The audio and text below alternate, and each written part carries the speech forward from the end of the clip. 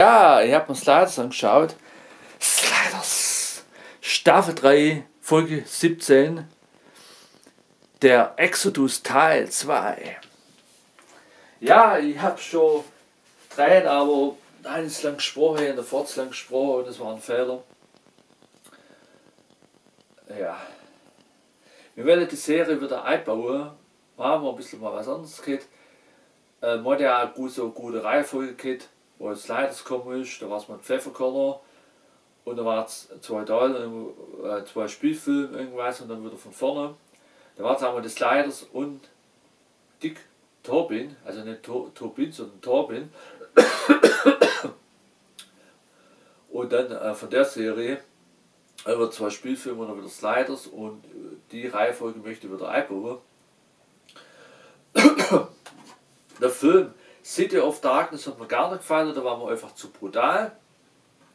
Aber ich denke, dass er mir den Sammler Marcel gefallen hat, weil jeder einen anderen Filmgeschmack, den der ihm gern schenken. Vielleicht trifft man sich mal, vielleicht findet er noch was in meine Daten, kann er von mir aus den Film haben.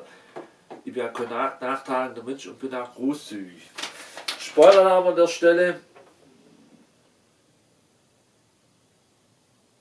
Schleider Staffel 3, Folge 17, der Exodus, Teil 2.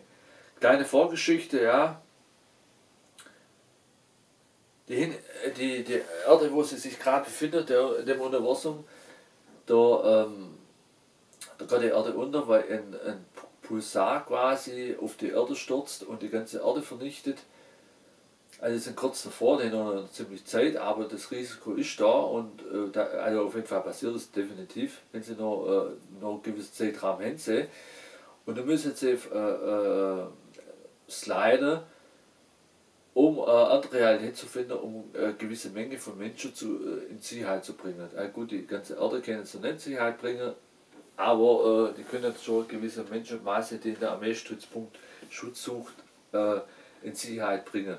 So, ist ein richtiges Drama aufgebaut und Maggie Becker und Quinn Miller sind im ersten Teil schon miteinander geslidet und haben da nach der Erde geguckt, welche richtig ist, um quasi da viele Menschen in Sicherheit zu bringen.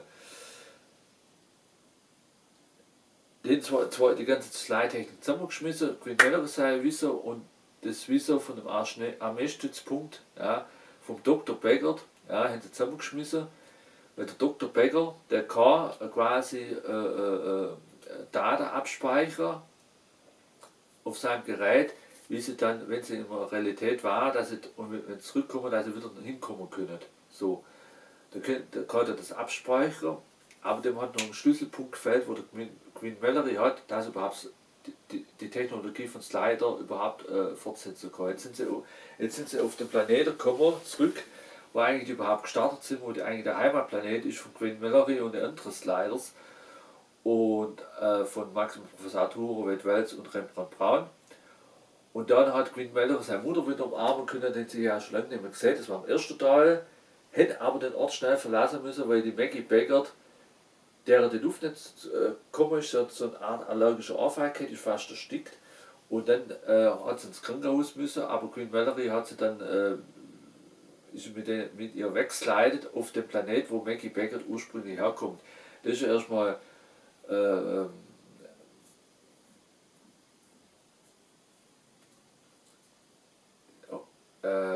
medizinisch versorgt war, man hat Maggie Becker das Leben retten können. Der Dr. Becker war auf Quinn Mallory sauer, ja, weil sie hätte sterben können, aber Quinn Mallory sagt, er hat sie durchs Leben gerettet und dann kommt der Dr. Becker und ist eigentlich sehr eifersüchtig, ja, auf Quinn Mallory und seine Frau und so, und also die Emotionalität zwischen den fünf Figuren ist richtig intensiv und stark, hat aber trotzdem Mangel, zu dem ich noch, ohne einen großen Mangel, zu dem ich noch zu sprechen komme. Die Sliders, also Max Professor Arturo will auch den Menschen retten, aber da kann kann auch den Standpunkt verstehen von Rembrandt Braun und Wade Wells, dass die heimwählen. Und Wade Wells und vor allem Rembrandt Braun, das sagt, ihr habt die Schnauze voll durch die Daten abgespeichert, ich will echt heim zu meinem Planeten, wo ich eigentlich ursprünglich herkomme. und nicht mehr von der Realität zur Realitätsleiter, und Quinn Meller will halt einfach den Menschen retten und sich, wir bleiben ein bisschen da und will den die Menschen retten. Und ja, indem man die Menschen retten. Und Rembrandt Braun will sofort heim und hat gesagt, du kannst den Menschen noch helfen, aber ich will jetzt direkt heim. Also du gibst denen was und dann fahren wir heim. Und Quinn Meller will aber noch ein bisschen bleiben und den Menschen helfen und dann heimfahren. Und Rembrandt Braun will gleich heim. So. Und dann wurde Rembrandt Braun ausfallend und die streiten auch miteinander. Und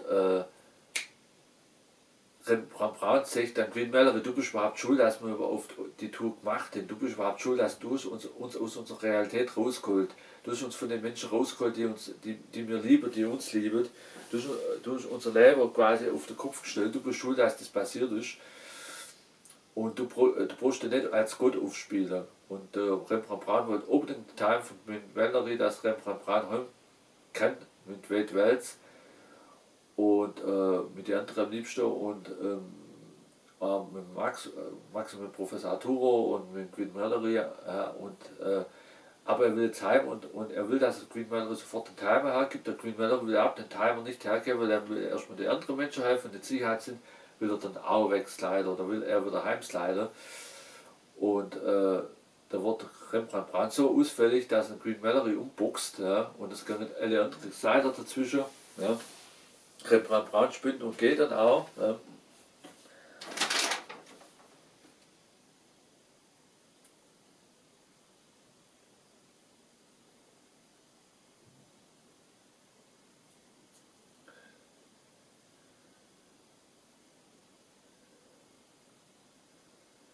Quinn Mallory will halt so viele Menschen noch retten vor der Meteor, der Pulsar einschlägt.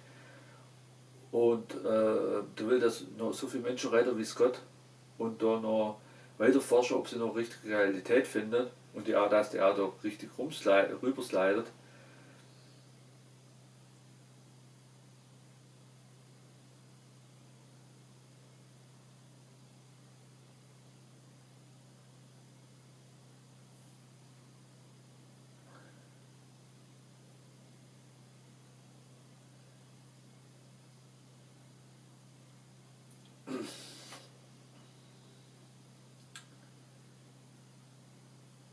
Der Serienkiller tötet schon wieder jemand, verwandelt sich, nimmt da Rückenmarkflüssigkeit, spritzt sich selber, verwandelt sich ein bisschen in die andere Person. Beim ersten war es ziemlich lang, jetzt ist die Verwandlung nicht so arg lang und er verwandelt sich aber dann wieder zurück. Ja.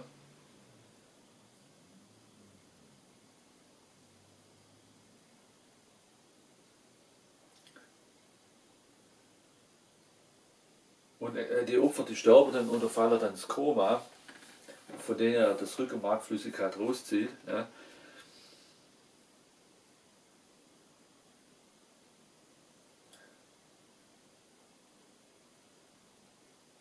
Ja, und der Colonel, der ist ja ziemlich aggressiv. Also, das ist ja eine Menschenmenge draußen, die quasi Sicherheit sucht an einem Armeestützpunkt und auch wegleiten will, bevor die Erde untergeht. Aber die können nicht die ganze Menschheit mitnehmen. Und selbst vom Armeestützpunkt meint der Colonel, können wir nicht alle mitnehmen. Und die tobende Menge draußen, die will quasi echt nur in Sicherheit gebracht werden. Die will erstmal auf den Armeestützpunkt und die will auch jetzt wegsliden vor die Erde untergeht, das haben sie irgendwie mitgekriegt. Und der Colonel lässt dann, der ist das skrupellos, der will dann halt eine kleine Menge retten und obwohl der Max Professor Arturo sagt, sie können von dem Armeestützpunkt mehrere Leute retten, aber die schreien die Meute vor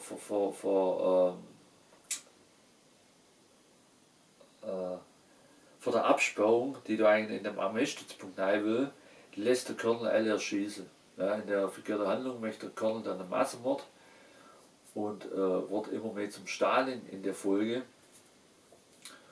Und geht er skrupellos über Leichen, um seine Ziele durchzusetzen. Wenn sich jemand in den Weg stellt, tut der Kerl den beiseite räumen. Ein richtig widerlicher Typ, den der Bösewicht quasi in die Serie einbaut, den man eigentlich wirklich hassen kann. So, ja. Sind auch geniale Schauspieler, wurde eigentlich das genial nachgespielt.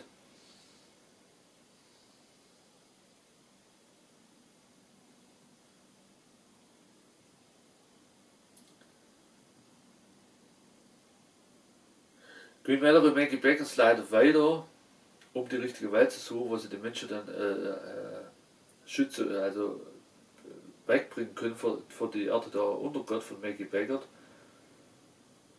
Braun will, dass Malcolm auf die Liste kommt, dass man dann später auch schützen kann. Da gibt es auch Diskussionen, Rembrandt Braun mit Wade Wells, die da mit der Liste irgendwie was mit zum Sagen hat. Queen Mallory und Maggie Becker, die leider in der Welt, wo Amerika nie entdeckt worden ist. Ja? Und also Kolumbus hat sie nicht entdeckt und niemand hat sie davor und danach entdeckt. Ja? Und in der Gegenwart gehört ganz Amerika nur den Indianern. Das ist ja alles nur Natur und Naturstämme leben da.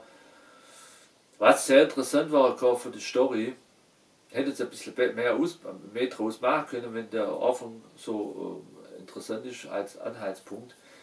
Weil wenn die da Leute rausholen können aus einem anderen Universum von der Erde unter Gott und die dann und die da rausholen von der Erde, wo eigentlich USA gibt und die dann auf einmal auf einem Universum sind, wo USA noch gar nicht gibt und Amerika noch nicht entdeckt worden sind, können nämlich die gleichen Probleme in der Vergangenheit da wieder passieren, den Indianern. Ja.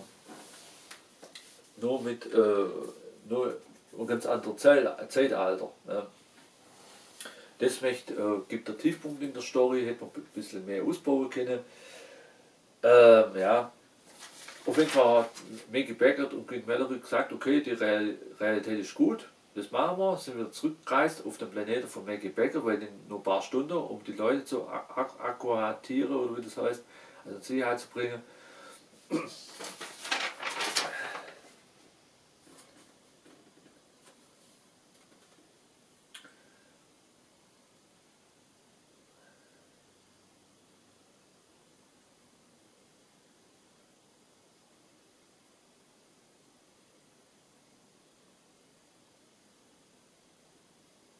Achso, ja, vor die wieder zurückgereist sind auf den Planet von Maggie Becker, waren sie ja da in dem Dschungel, haben da Indianer beobachtet mit Fernglas, ja, ja und Queen Mallory hat fast Maggie Becker geküsst in dieser romantischen Stimmung, das gibt der Handlung auch Tiefgang, da sind sie wieder zurückgeslidet auf den Planeten von Maggie Becker, sind sie zurückgereist.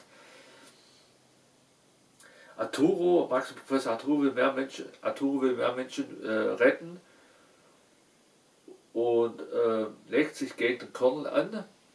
Der Colonel ist der Serienmörder und schlägt zu. Ja, er will im Professor Arturo vom Rückenmark was rausziehen, wird auch von den anderen leider überrascht. Keiner Flüchter, hat aber sein Werk nicht vollendet, damit Professor Arturo also nicht tot ist und nicht im Koma, aber schwer verletzt. Ja. Die Slide haben den Übeltäter nicht erkennen können und Professor Arturo kommt erstmal ins Krankenhaus, der da hilflos und verletzt da liegt und es tut einem eigene Seele weh, weil der Professor Arturo, der ist eigentlich quasi einer der Urgesteine von den Slides, alle Slides sind der Urgesteine und Professor Arturo ist ja quasi ein starker Typ, väterlich, der rau ist, der auch autoritär ist, der aber auch die Sliders zu den Sliders väterlich ist, auch mit väterlicher Liebe, ja, und auch sehr liebevoll mit der anderen umgeht im Team, der aber auch richtig aufbraust sein kann, um die anderen zu beschützen, wenn da böse Menschen kommen. So.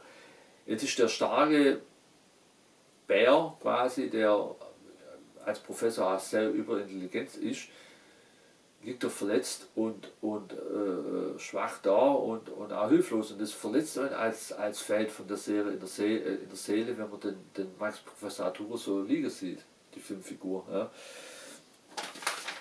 Also mir geht es so. Ja. Und denken wir die anderen Fans auch. Ja.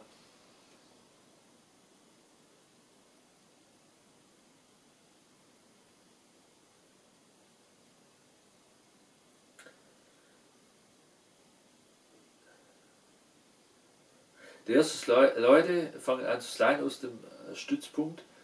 Colonel ist ja, der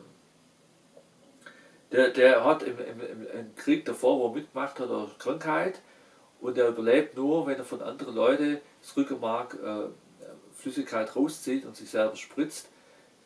Und das macht ihn zum Serienmörder und er war ja schon immer skrupellos, das macht ihn auch noch skrupelloser, dass er noch mehr überlegen hat, um sein eigenes Überleben überhaupt zu sichern, was er dann auch als Colonel um die Menschen zu leiden, auch mitnimmt, dass er da auch skrupellos vorgeht, dass im Menschenleben eigentlich nichts bedeutet. Ja.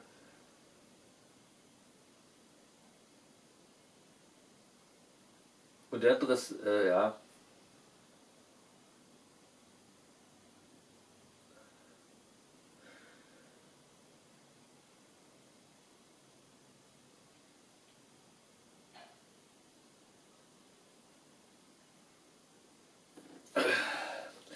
der Dr. Becker erkennt, dass Max Professor Arturo recht hat. Man kann mit der Technologie viel mehr Menschen das Leben retten und sie in Sicherheit zu bringen mit der Slide-Technologie, als der Gouverneur Colonel das denkt.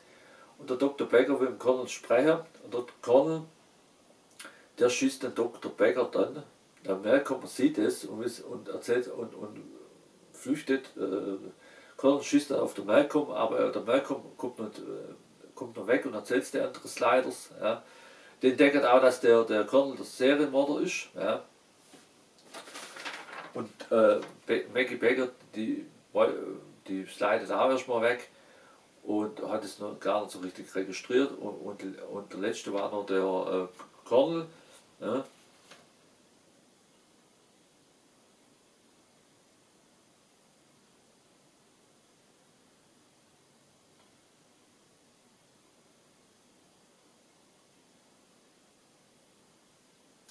Davor, das habe ich jetzt fast vergessen, möchte ich auch noch erwähnen, der Green Mallory lag noch am Krankenbett hockt am Krankenbett von Max Professor Arturo und hat sich väterlich sich um ihn kümmern, weil die so Vater-Sohn-Beziehung, ja, und der Max Professor Arturo ist zu Tränen gerührt, wie sich Quinn sich wie ein Sohn um ihn sich kümmert, ja, weil er dazu väterlich umsorgt. Ja. Und das bewegt auch der Arturo, bewegt uns als Zuschauer. Braun entschuldigt sich beim Green Mallory für seinen Ausraster und Green Mallory tut ihm brüderlich verzeihen. Die Sliders wollen jetzt den Colonel stellen, jetzt kommen wir zu dem Punkt, wo ich vorher erzählt habe, und Green Mallory rennt zum Colonel hin, vor der Colonel wegslidet, kann der Colonel will auf den Quinn schießen und Max Professor Arturo rennt vor dem Quinn hin, er schmeißt sich vor dem Quinn hin und nimmt die Kugel auf mit seinem Körper, tut quasi Green Mallory quasi das Leben retten, indem er sein Leben riskiert. Ja. Max Professor Arturo kippt um, ja, und stirbt dann und alle vom Slide hin trauert dann, der Colonel, der slidet dann weg. Ja, da sind wir zu einem Punkt, wo ich ganz schlecht finde, dass der Max Professor Arturo da gestorben ist. Ich muss doch nochmal auf meine Kamera gucken, weil ich nicht das gleiche Problem habe wie vorher. Ja, passt eigentlich so.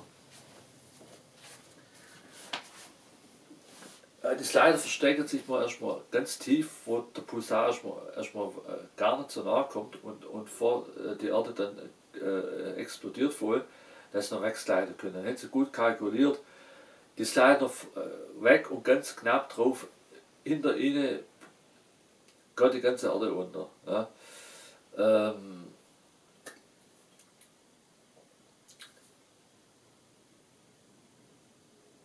Auf dem anderen Planeten, wo der Colonel mit seinen Leuten ist, hat der Colonel einen widerlich rassistischen Plan. So. Das, was man eigentlich vermuten kann, tut der Colonel umsetzen. Ja. der Colonel sagt zu Maggie Beckert, wir haben in unserem Team noch Professoren, Studenten und keine Handwerker. Mit denen die Indianer versklaven, weil wir sind von der Waffentechnologie sind wir denen überlegen, und indem wir die versklaven, dass die unsere Zivilisation aufbaut. Also das, was in ihrer Realität in der Vergangenheit schiefgegangen ist, das nehmen sie mit in das neue Universum. Ja. Weil es war ja Amerika, wo nie entdeckt worden ist und wo eigentlich in der Gegenwart noch Indianer gehört hat. Und jetzt kommen die vom anderen Universum. Und das, was in dem Universum falsch gelaufen ist mit Indianerausbeuter und denen das Land wegnehmen, das werden sie in dem neuen Universum jetzt wiederholen. Ja. Gibt der Handlung richtig Tiefgang. Ja. Und Maggie Beckert merkt ja, was für ein skrupelloser Typ der Colonel ist. Die Sliders tauchen auf und sagen zu Maggie Beckert, dass quasi der Colonel dein Mann umgebracht hat, der Dr. Beckert, Dr. Professor Beckert. Und es will Queen Mallory Rache an Colonel und die Maggie Beckert will Rache an Colonel. Und was ich auch noch sagen muss, ist, was der Colonel davor hat, ist ja widerlicher Rassismus. Und dass die da Zeichen gegen den Rassismus gesetzt haben in der Folge, fand ich super, weil kein Chance den Rassismus, Rassismus widerlich, stoppt den Rassismus. Ja. Weil den gibt es ja auch gibt's ja auch in echt und das ist widerlich. Weil Menschen müssen auf der Welt zusammenhalten und niemand darf über den anderen stehen. Wir müssen als Menschen alle gleich werden. Ja. So, zum Sagen. Dann will jetzt den Colonel stoppen wegen seinem Rassismus und die will sich, also Queen Mallory wieder sich rächen an den Tod von Professor Arturo und Maggie Beckert will sich rächen von dem Tod wegen ihrem Mann. So. Da gibt es eine Art Schlacht, wo der Colonel dann weiter sliden kann und da baut sich jetzt ein Feindbild auf, was sie zu Folge weiter verfolgen können. So, eigentlich. So. Dann gibt es dann eine Beerdigung vom Max und Professor Arturo, wo jeder Slider dann mit rührend erzählen kann, was sie von der Max und Professor Arturo empfunden haben. Ja. Und es geht dann so zu Herzen und es tut dann so weh, dass Max und Professor Arturo stirbt. Und es tut dann so treffer und wenn die alle erzählen, Wetwels, Rembrandt Braun, Queen Mallory, was die wie viel Liebe sie für den Max und Professor Arturo empfunden haben, was der jetzt starb ist, das tut einem so weh im Herzen. Also da hat man auch, hat man eigentlich Tränen in den Augen. Das Positive an der Geschichte ist dann, dass der Handlung mehr Tiefgang gibt, mehr Emotionalität kommt da rein. Also gut, ich meine, jede Folge ist eigentlich genauso emotional. Habe ich mir ein bisschen verschwätzt. Aber hatte die Folge davor. Aber es kommt halt so ziemlich viel Emotionalität rein, um das wieder klarzustellen, weil der Max und Professor Arturo verstirbt und es gibt eine Handlung Tiefgang, weil der Max und Professor Arturo verstirbt. Ja. Das Negative an der Sache ist, Max und Professor Arturo ist eigentlich neben der anderen Slider die wichtigste Figur. Wenn die stirbt, dann fällt was, wo die kommende Folge, wo danach kommt, eigentlich an Qualität verliert. Weil auch als Zuschauer empfindest du einen sehr großen menschlichen Verlust, auch wenn es um eine fingierte Filmfigur geht. Man empfindet ja eigentlich selber als Zuschauer auch, empfindet der Max Professor auch als väterlich, so wie der immer auftreten ist. Ein herzhafter, intelligenter Mensch, der stark auftreten kann, physisch wie intelligent, der quasi auch mal schimpfen kann, auch autoritär sein kann und auch beschützend sein kann zu den Menschen, die er liebt, oder also die Menschen, die er liebt im Team und auch immer hilfsbereit ist. So. Und wenn die Figur weg ist, da fällt eine wichtige Hauptfigur drin. Ja.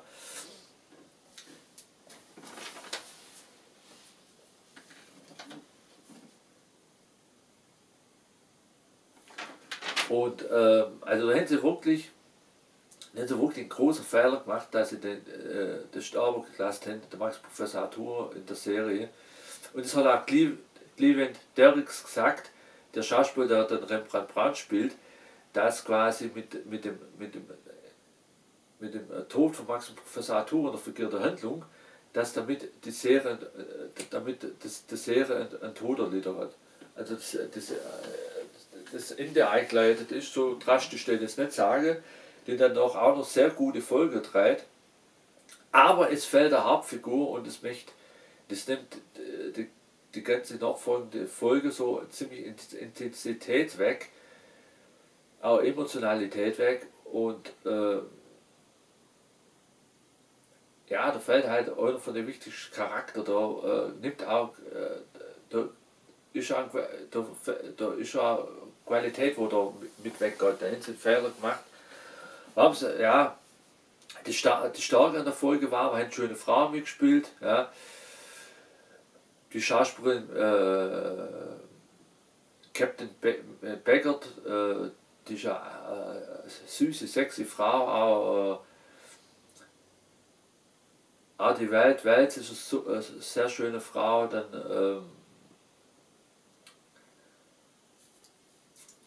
gespielt von Sabrina Lloyd, dann haben sie auch eine super Story, richtig Drama in der Folge, Emotionalität zwischen den Figuren, auch Streitpunkte, Entwicklungen zwischen den Figuren, ein richtig harter Bösewicht, den man nur hassen kann, den man widerlich findet, dann auch wirklich schon gesagt sehr emotional, aber dann, ja, und auch einfach sehr gutes Special Effects, sehr gute Schauspieler, perfekte Special Effects,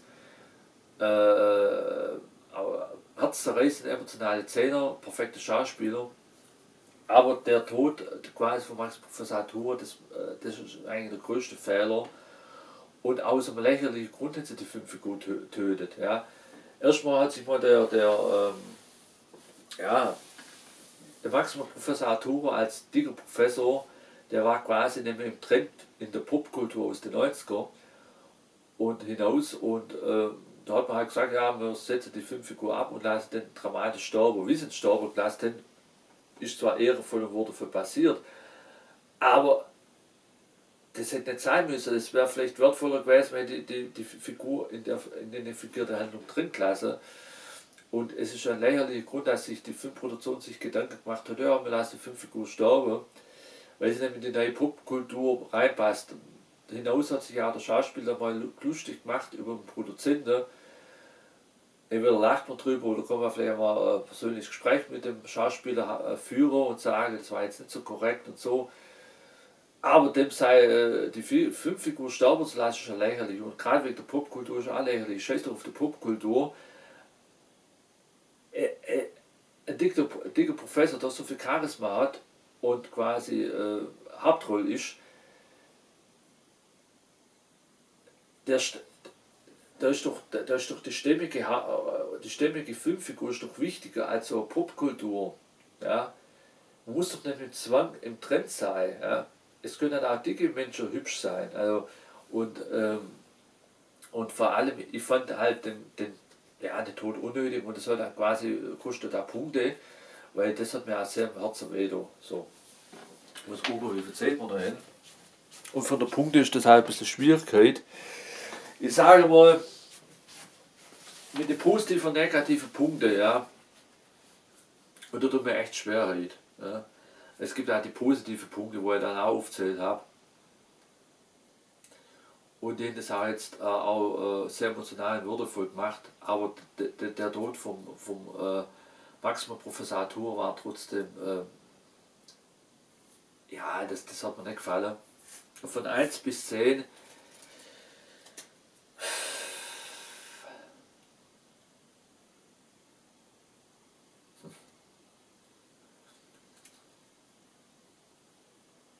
Von 1 bis 10 gebe ich der Folge 6. So. Ich habe schon 7 gedacht, aber der Verlust zu Max Professor Arthur ist mir zu groß. Ja, also mit der positiven und negativen Seite sage ich 6. Ja. Und ich hätte eigentlich gehofft, dass die da mal eine Idee kommen, dass sie dem doch noch das Leben gerettet haben und dass irgendwann in der Folge wieder auftaucht. aber das war unnötig. Dann haben sie schon dann haben sie den ersten großen Fehler gemacht, um der Serie mal den ersten Todeskick zu geben. Also das, ja. Also das habe ich jetzt alles erzählt. Lieferung in dem Gelände. Ich wünsche euch noch ein schönes Wochenende.